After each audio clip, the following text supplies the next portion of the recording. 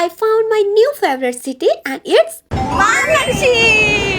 আজকে বলবো কণ্ঠশিল্পী সালমার পার্কে কিভাবে গেলাম, কত টাকা খরচ হলো এবং টিকিটের দাম কত, সবকিছু। So hello everyone, this is খেয়া। রাত 10:30 বাসে আমরা চলে যাই হালুয়াঘাট এন্ড ডে অনে আমরা ঘুরতে যাই ইউরোপিয়ান পার্ক। দুপুর 3টা দিকে আমি এবং আমার গার্লস গ্যাং একটা রিক্সা ঠিক করে চলে যাই ইউরোপিয়ান পার্ক। হালুয়াঘাট থেকে পার জন 30 টাকা ভাড়া লাগে ইউরোপিয়ান পার্ক যেতে। পার্কটা দুই ভাগে বিভক্ত, রাস্তার দুই পাশে পার্কটি অবস্থিত। পার্কটির টিকিট মূল্য ছিল 50 টাকা করে। তো কাপল কপতি এলাও না, আজকেও নাই বলে।